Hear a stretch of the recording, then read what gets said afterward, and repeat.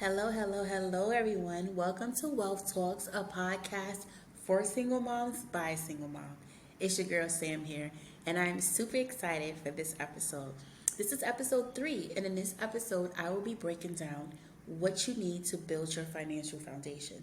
And as some of you may know, when I became a life insurance agent back in May of 2021, I noticed that a lot of families and individuals I worked with, while they were like, yay, I'm going to get life insurance, there were other areas of financial planning that they needed assistance with. You see, life insurance is one area of the 26 areas of financial planning. There's so much to financial planning that many people aren't aware of. And when I was working with clients, I was noticing that, they didn't have savings, they weren't budgeting, their credit scores wasn't great. And I was like, hey, we need to do something about this.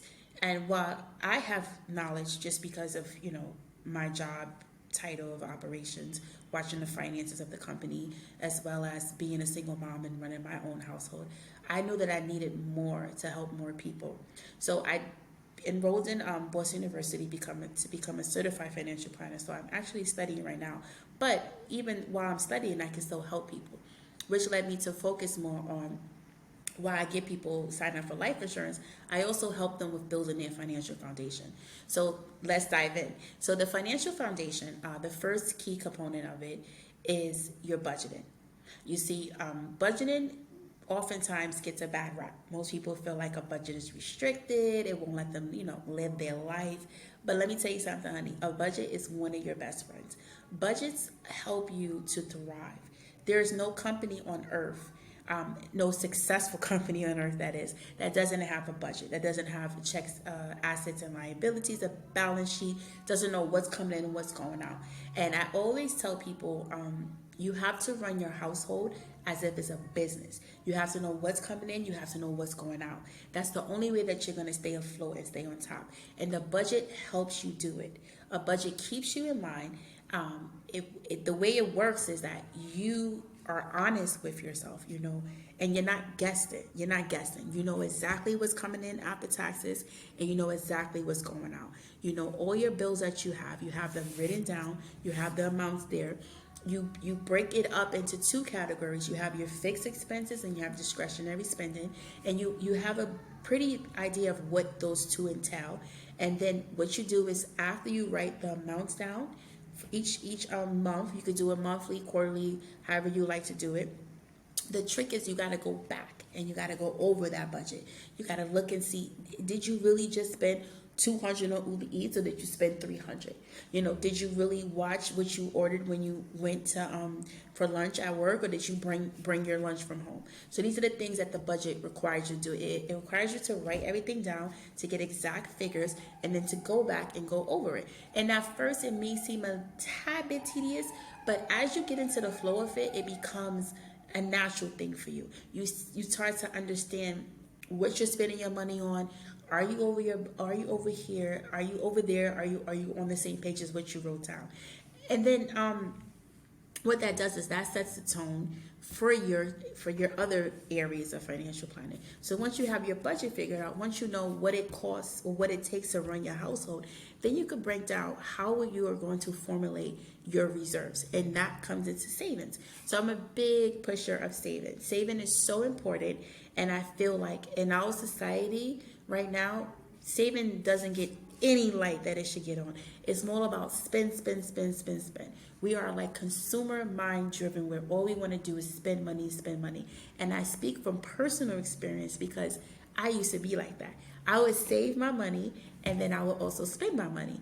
And then I have one of my clients tell me, honey, you don't have to spend everything you get in. You can add more money to your savings.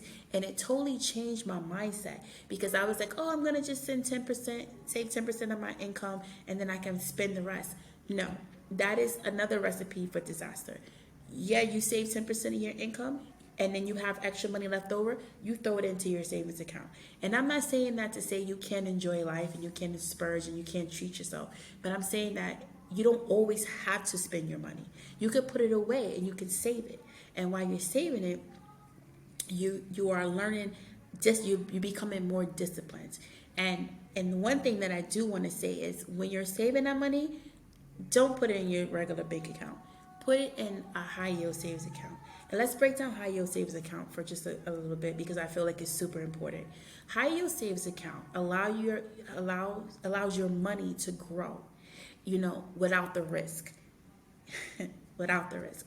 The traditional savings account, and you might ask, well, why high yield and not my Chase bank account or my Capital, or Capital One doesn't have high yield, but why not my Chase or my Wells Fargo? Because those accounts give you 0.01, 0.02% interest rate on the money you have saved, which technically means you're losing money. And I know you're probably wondering how you lose the money in a savings account. Because money is a depreciating asset, if it just sits there and doesn't grow, it's actually losing its value.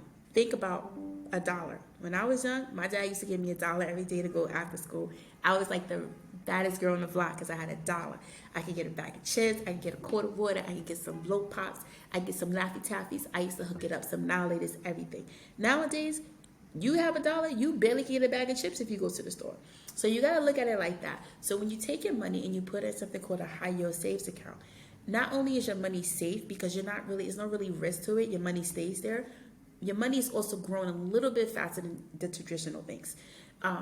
The APR, the yield rate for high yield savings account, it fluctuates, based on what's going on in the economy. But you are getting a better return than in your traditional bank. Because when we're building this financial foundation, we want to understand that we want to make our money grow. We want to make our money work for us. And we do that through a vehicle called high yield savings account. Now, of course, once we hit our sweet spot, which is you should have 3 to 6 months reserves in your savings account and your for emergencies, then you can find other vehicles to make your money grow a little bit faster. Those vehicles may have a little bit more of a risk, but your money does grow a little bit faster. But that's a different show for a different day at a different time. So the next part of your financial foundation that you would like to work on is going to be your credit. Now, credit is super, super important. And I feel like there's not enough credit education going around.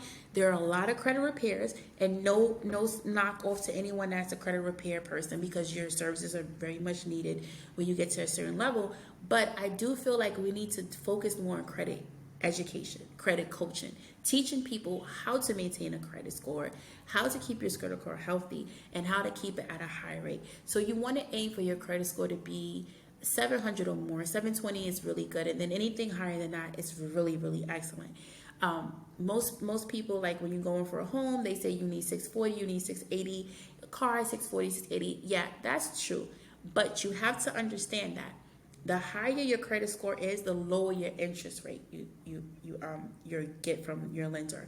Your lender sees you as less of a risk. You always want to look at it like, I don't want to give away any free money. And when you have a lower credit score and you go for a loan, whether it be a car or a home or any type of loan, it costs you a little bit more money. So you want to understand that higher credit score, less interest, more money in your pocket. Because, hey, we're building wealth here. We don't have time to give it away to different kind of people. So 2 things I want to focus on when it comes to credit that I feel like there's a high miscommunication within our community. The first thing is your utilization. So for years, I always said, I kept my utilization under 30%. Why is my credit score not going? Because my credit score was stagnant at the moment. And then I learned about the 10%. So you want to keep your credit score underneath 10%. You want to keep your credit utilization underneath 10%. And while 30% they say is good, 10% is what actually impacts your score. Keeping it under 10% keeps your score a little bit higher. And like I said, we want those high credit scores so that we could pay less in interest rates. So that's the first one that we have that I wanted to address. The second one is you need to be constantly checking your credit report.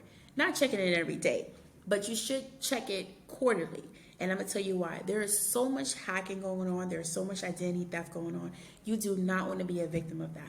And the way you combat that is you do prevention. You're constantly checking and monitoring your credit score. You make sure there's no credit cards that are open under your name that you didn't open. You want to keep that credit score up to date. You want to keep checking in it. And if anything looks out of the ordinary, suspicious, you want to tackle it as soon as possible. So that's why credit education is important because how credit repair companies work is they try to remove things off your account that's not supposed to be there. They try to fight and dispute different late payments or charges. So you want to make sure that you're on top of it. You're watching your utilization. You're paying your bills on time. You're not letting any bad derogatory marks go into your credit report. And then the last part of a financial foundation is your risk management. And when I say risk management, I'm speaking about all your insurances that help protect your ability to make more money. And that's essentially what insurance is. Insurance is a placement value to be in the place of something so that it can generate more assets when you make more money. So you have your disability insurance that helps protect your income while you're living. Then you have your life insurance that helps protect your income when you're no longer here. And if you play it right, you can have your life insurance living benefit help produce more assets, but we'll go into that later. And then lastly, you have your long-term care insurance, which helps protect your assets from being depleted in case you need additional care. Well, not additional, but in case you need that one-on-one individual care when you get older and you're not as healthy as you need to be.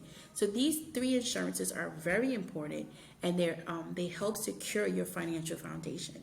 So just to recap, we have the budgeting, which helps guide us. We have the savings, which helps keeps us safe, saves us in case anything were to happen. We have the credit, which helps us to pay less in interest rates, and if you do it right, you can leverage credit to buy more assets. And then you have your insurance products, which helps protect your income. So if you would like to sign up for a one-on-one session with myself, I run a no-fee based financial planning practice. My mission here is to educate and empower those within my community on the benefits of financial planning. I hope to see you for episode 3, and have a great day.